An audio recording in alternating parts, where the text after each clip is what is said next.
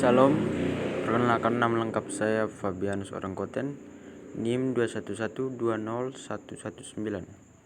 Di sini saya akan membahas tentang makalah teknik sipil. Yang pertama kita lihat bab 1 pendahuluan. Pendahuluan berisi tentang latar belakang, rumusan masalah, dan tujuan penulisan. A. Latar belakang. Pembangunan di Indonesia sudah semakin banyak dan marak. Indonesia merupakan negara berkembang, jadi pembangunan merupakan salah satu yang harus dilakukan. Pembangunan yang dilakukan pun meliputi berbagai macam bangunan seperti jalan raya, gedung pertokohan, gedung pemerintahan, jembatan, bandara, dan masih banyak lagi. Dengan demikian, masih banyak para tenaga ahli yang dibutuhkan oleh negara Indonesia untuk membangun negara ini. Salah satu ahli yang sangat berperan yaitu teknik sipil. Teknik sipil adalah salah satu cabang ilmu teknik yang mempelajari tentang bagaimana merancang, membangun, merenovasi tidak hanya gedung dan infrastruktur, tapi juga mencakup lingkungan untuk kemasalahan hidup manusia. Teknik sipil mempunyai ruang lingkup yang luas. Di dalamnya pengetahuan matematika, fisika, kimia, biologi, geologi, lingkungan hingga komputer mempunyai peranannya masing-masing. Teknik sipil dikembangkan sejalan dengan tingkat kebutuhan manusia dan pergerakannya, hingga bisa dikatakan ilmu ini bisa mengubah sebuah hutan menjadi kota besar. B. Rumusan masalah. Rumusan masalah ini berkaitan dengan pertanyaan.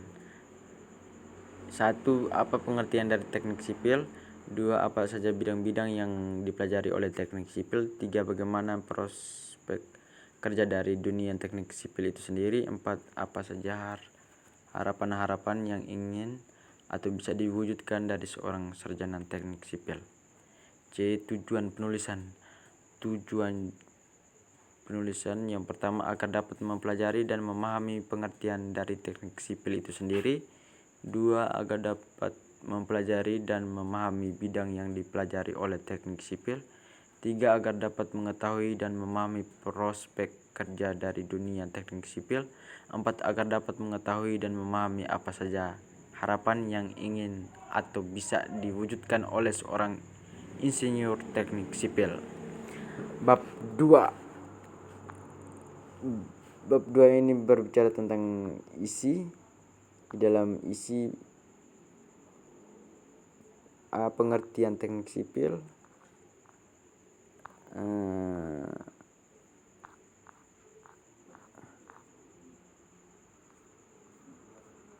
Pengertian teknik sipil. B. Bidang yang dipelajari di teknik sipil. C. Prospek kerja teknik sipil. D. Harapan calon insinyur teknik sipil. Cuma itu saja. Kita lihat yang pertama.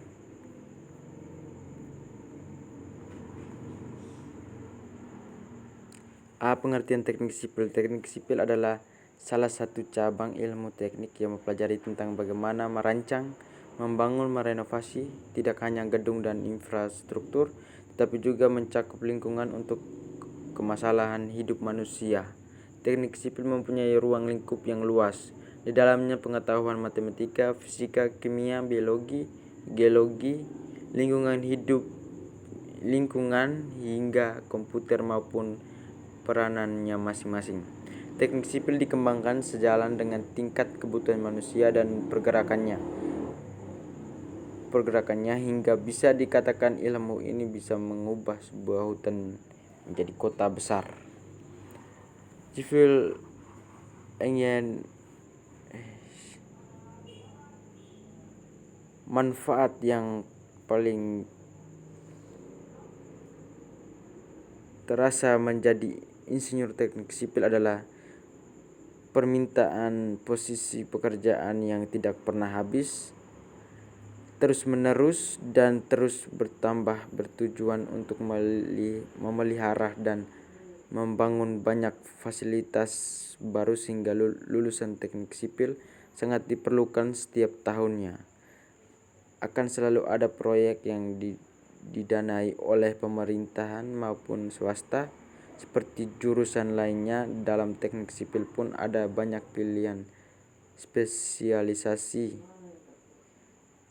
Kalau di perguruan tinggi, spesialisasi ini dapat dipilih sekitar semester 4 atau 5. Spesialisasi tersebut antara lain teknik struktur, sumber daya air, rekayasa geoteknik, transportasi, manajemen konstruksi, dan lain-lain. Walaupun sering disebut insinyur sipil, sebenarnya gelar yang didapat untuk lulusan teknik sipil suatu perguruan tinggi bukan lagi insinyur, melainkan menjadi sarjana teknik atau ST. Gelar ditulis setelah nama lengkap. Selain bekerja di lapangan, sarjana teknik atau insinyur sipil dapat melihat posisi administrasi atau bekerja sebagai penelitian atau guru. Berikut adalah persamaan dan perbedaan antara teknik sipil dan arsitek. Yang pertama, persamaan.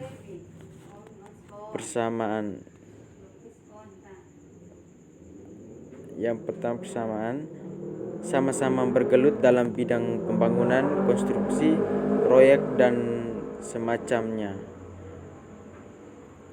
Yang berikut, walaupun ada yang memisahkannya, pada dasarnya sama-sama ilmu keteknikan.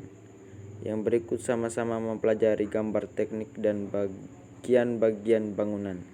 Yang berikut, ada mata kuliah yang sama walaupun porsinya berbeda. Perbedaannya, yang pertama, arsitek mempelajari suatu bangunan dari segi keindahan desain atau seni, sedangkan teknik sipil mempelajari dari segi kekuatan struktur dan kompleksitasnya. B. Bidang yang dipelajari di teknik sipil. Teknik sipil merupakan salah satu cabang ilmu teknik yang utamanya mempelajari tentang cara merancang, membangun, renovasi gedung dan infrastruktur, serta mencakup lingkungan di sekitarnya. Teknik sipil memiliki ruang lingkup yang sangat luas dan di dalamnya membahas juga tentang pengetahuan fisika, matematika, geologi, kimia, biologi, hingga komputer dengan fungsi dan peranannya masing-masing. Berikut ini akan diulas beberapa cabang teknik sipil yang dikembangkan berdasarkan tingkat kebutuhan manusia. Yang pertama, struktural, yaitu cabang yang mempelajari masalah struktural dari materi yang digunakan untuk pembangunan. Sebuah bentuk bangunan mungkin dibuat dari beberapa pilihan jenis material seperti baja, beton, kayu, kaca, atau bahan lainnya. Yang kedua, geoteknik. Geoteknik ialah cabang yang mempelajari struktur dan sifat berbagai macam tanah dan batuan dalam menopang suatu bangunan yang akan berdiri di atasnya. 3. Manajemen konstruksi. Manajemen konstruksi ialah cabang yang mempelajari masalah dalam proyek konstruksi yang berkaitan dengan ekonomi, penjadwalan pekerjaan, pengembalian modal, biaya proyek, semua hal yang berkaitan dengan hukum dan perizinan bangunan hingga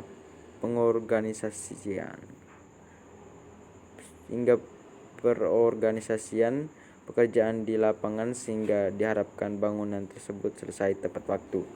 Yang keempat, hidrologi. Hidrologi yaitu cabang yang mempelajari air, distribusi, pengendalian dan permasalahannya Mencakup bidang ini antara lain cabang ilmu hidrologi air atau berkenaan dengan cuaca, curah hujan, debit air sebuah sungai, dan sebagainya. Hidrolika atau sifat material air, tekanan air, gaya dorongan air, dan sebagainya. Dan bangunan air seperti pelabuhan, irigasi, waduk atau bendungan atau dam, kanal. Yang kelima, teknik lingkungan. Teknik lingkungan ialah cabang yang mempelajari permasalahan-permasalahan dan isu lingkungan. Yang keenam, transportasi ialah cabang yang mempelajari mengenai sistem transportasi dalam perencanaan dan pelaksanaannya. Yang ketujuh, informatika teknik sipil, yaitu cabang baru yang mempelajari penerapan komputer untuk perhitungan atau pemodelan sebuah sistem dalam proyek pembangunan atau penelitian. Mencakup bidang ini antara lain dicontohkan berupa pemodelan struktur bangunan atau struktural dari materi atau CAD.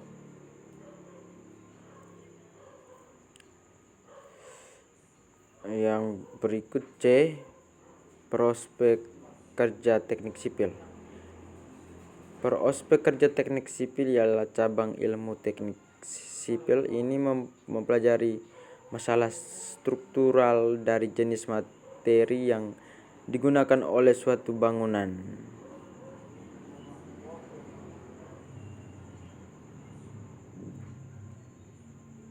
Berikut ada 4 lapangan kerja bagi lulusan teknik sipil. Sebagai pertimbangan, sebenarnya masih banyak lagi. Yang pertama, konsultan dan atau kontraktor konstruksi bangunan, yaitu pembangunan konstruksi yang marak mengakibatkan lowongan kerja konsultan atau kontraktor konstruksi bangunan mempunyai banyak pilihan. Yang kedua, oil and gas ialah lowongan bekerja di perusahaan oil and gas lumayan langka.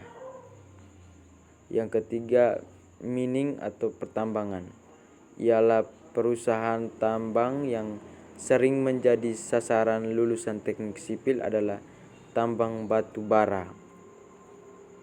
Yang keempat, manufaktur ialah manufaktur adalah suatu cabang industri yang mengaplikasikan mesin, peralatan, dan tenaga kerja dan suatu medium proses untuk mengubah bahan mentah menjadi bahan jadi untuk dijual. D, harapan calon insinyur teknik sipil.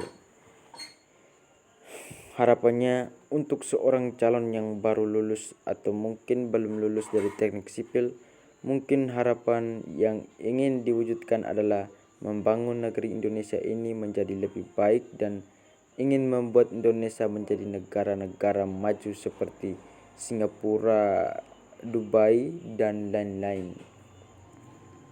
Yang berikut bab 3, penutup. Penutup berisi tentang kesimpulan dan saran. A. Kesimpulan. Salah satu ahli yang sangat berperan yaitu teknik sipil. Teknik sipil adalah salah satu cabang ilmu teknik yang mempelajari tentang bagaimana merancang, membangun, merenovasi tidak hanya gedung dan infrastruktur, tetapi juga mencakup lingkungan untuk kemasalahan hidup manusia. Teknik sipil mempunyai ruang lingkup yang luas.